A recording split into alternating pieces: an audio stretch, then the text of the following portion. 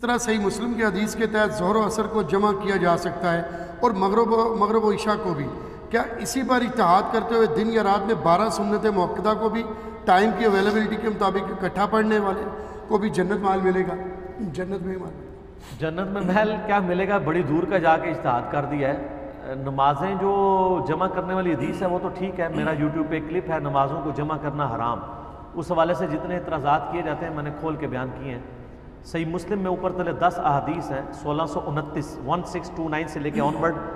ابن عباس کہتے ہیں نبی علیہ السلام نے بغیر خوف کے، بغیر بارش کے، مدینہ شریف میں یعنی بغیر سفر کے، مراد یہ ہے کہ تینوں مجبوریاں کوئی نہیں تھی۔ اس سے یہ بھی پتہ چلا کہ ان 3 مجبوریوں میں تو ویسے ہی نمازیں جمع ہو سکتی ہیں، بغیر خوف کے، بغیر بارش کے اور بغیر سفر کے۔ مدینہ شریف میں ظہر اثر کی نماز جمع کروائی، اس کے بعد مغرب اور عشاء کی بھی کروائی۔ تابعین نے پوچھا آپ علیہ السلام نے یہ عمل کیوں کیا؟ تو انہوں نے فرمایا اس لیے تاکہ امت کے لیے اس معاملے میں کوئی حرج باقی نہ رہے اور آسانی ہو جائے، لیکن امت سے آسانی علماء نے چھین لی سنی شیعہ تفریق کی وجہ سے۔ تو نمازیں جمع آپ کبھی کبھار کر سکتے ہیں، سفر میں ہمیشہ کریں۔ رہا سنتوں کا مسئلہ تو وہ بھی مجبوراً جمع ہو سکتی ہیں، لیکن اس کا اصل وقت وہی ہے جو صحیح مسلم میں حدیث ہے۔ سیدہ ام حبیبہ سلام اللہ علیہا کہتی ہیں کہ نبی علیہ السلام نے فرمایا جو شخص فرض کے علاوہ 12 رکعتیں دن رات میں پڑھ لے گا اللہ تعالیٰ اسے جنت میں محل دے گا۔ یہ حدیث بڑی رکت انگیز ہے صحیح مسلم میں۔ یہ حدیث جب ایک تبا تابعی بیان کرتا ہے نا، وہ بیان کرتے ہوئے کہتا ہے میں نے فلاں سے سنا، اس نے فلاں سے سنا، اور اس فلاں نے اپنی مرض الموت میں یہ حدیث بیان کی، اس خوشی کے ساتھ کہ میں اب اللہ کے حضور پیش ہونے والا ہوں اور میں نے 12 رکعتیں کبھی نہیں چھوڑی زندگی میں، میرے لیے محل انتظار کر رہا ہے۔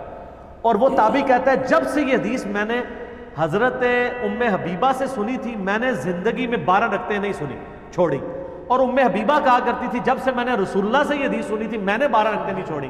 وہ تابعی کہتا ہے جب سے میں نے تابعی سے یہ حدیث سنی ہے میں نے 12 رکعتیں نہیں چھوڑی، اور تابعی کہتا ہے جب سے میں نے تابعی سے یہ حدیث سنی ہے میں نے 12 رکعتیں، آپ بھی نہ چھوڑا کریں۔ اور بخاری اور مسلم میں آتا ہے وہ 12 رکعتیں کون سی ہیں؟ اما عائشہ کہتی ہیں 4 ظہر سے پہلے، 2 ظہر کے بعد، 2 مغرب کے بعد، 2 عشاء کے بعد، 2 فجر سے پہلے، جسے سنت مؤکدہ ہم کہتے ہیں، تاکید کی گئی۔ البتہ جب کبھی چھوٹ جائے تو آپ پڑھ سکتے ہیں۔ صحیح بخاری میں حدیث ہے نبی صلی اللہ علیہ وآلہ وسلم نے ایک دفعہ عصر کے بعد 2 رکعتیں پڑھی، تو نبی صلی اللہ علیہ وآلہ وسلم سے اماں نے پوچھا کہ یہ آپ نے کون سی نماز پڑھی ہے؟ تو آپ نے فرمایا کہ میری ظہر کی بعد والی 2 سنتیں رہ گئی تھی، سنت تو ہم کہہ رہے ہیں یعنی 2 نفل، میں نے وہ پڑھی۔ اس پہ امام بخاری نے باب باندھا ہے کہ عصر کے بعد نماز پڑھنے کا جواز، یعنی پڑھ سکتے ہیں، وہ ممانعت والی بات وہ غلط ہے، الا آخری جو 15-20 منٹ ہیں اس میں سوائے اس دن کے عصر کے آپ اور نماز نہیں پڑھ سکتے۔ تو نبی علیہ السلام کی بھی جب ظہر کی 2 سنتیں چھوٹ گئیں آپ نے عصر کے بعد پڑھی، اس سے یہ بات پتہ چل گئی کہ اگر کسی کی فجر کی 2 سنتیں رہ جاتی ہیں بہتر تو ہے فرض کے فوراً بعد پڑھ لے، اشراق کے وقت میں پڑھ لے، ظہر کے ساتھ پڑھ لے، تب بھی رہ گئی عشاء کے ساتھ پڑھ لے، دن رات میں 12 کی گنتی پوری کر لے، لیکن اس کو روٹین نہ بنائے کہ روزانہ رات کو سوتے وقت 12 پڑھے، ایسے نہیں، اپنی اپنی جگہ پہ رکھے، جب کبھی سکپ ہو جائے تو رات کو سونے سے پہلے 12 کی گنتی پوری کریں۔ میرے ساتھ کبھی کبھار بشری تقاضے کے تحت ایسا ہو جائے تو میں رات کو عشاء کے ساتھ سنت پوری کر لیتا ہوں، 12 رکعتیں یعنی پوری کر کے سوتے ہیں۔ یہ بہت بڑی فضیلت ہے سر، فرض کے علاوہ جو 12 رکعتوں کو پڑھے گا اس کو اللہ تعالیٰ جنت میں محل دے گا۔ اس کے علاوہ بھی اور کئی حدیثیں ہیں، جامعہ ترمذی میں، سنن ابی داؤد، سنن ابن ماجہ میں حدیث ہے جو ظہر سے پہلے 4 اور ظہر کے بعد 4 پڑھے گا سنتیں، یعنی وہ نوافل سنت مؤکدہ، اللہ تعالیٰ اسے دوزخ سے رہائی عطا فرما دے گا۔ اور سنن ابن ماجہ میں ایک حدیث ہے کہ جو شخص عصر سے پہلے 4 رکعتیں پڑھے اللہ تعالیٰ اس پہ رحم فرمائے۔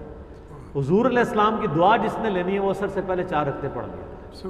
آپ بزرگوں کی دعائیں لیتے ہیں نا، تو اللہ نے جس کو ہمارا بزرگ بنایا اس کی دعا لینی ہو نا تو عصر سے پہلے 4 سنتیں پڑھ لیں، یہ غیر موقع ہے، تو جتنی مرضی آپ پڑھیں، 12 رکعتیں دن رات میں آپ پڑھ سکتے ہیں، جب کبھی سکپ ہو جائے رات کو سونے سے پہلے ان کو جمع کر لیں، یہ اچھی بات ہے تاکہ آپ اس فضیلت کے اوپر یعنی قائم رہیں پوری زندگی۔ ظاہر ہے یہ ایک دن پڑھنے سے فضیلت نہیں ملے گی، اس پہ آپ نے ہمیشگی اختیار کرنی ہے انشاءاللہ. تو انشاءاللہ تعالیٰ یہ فضیلت ملے گی. کوئی مشکل کام نہیں. اور اس میں وہ بھی حدیث یاد رکھیں جو ابو داؤد میں حدیث ہے، قیامت والے دن اگر کسی کے فرائض میں کوتاہی نکل آئے تو اللہ تعالیٰ حکم دے گا کہ میرے بندے کے نوافل یعنی سنتیں وغیرہ تول لو اور اسے فرض کے ایکویلنٹ قبول کر لو. صحیح.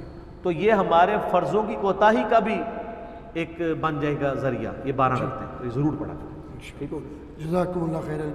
علی بھی اگلا سوال ہے، دانتوں کو سیدھا کر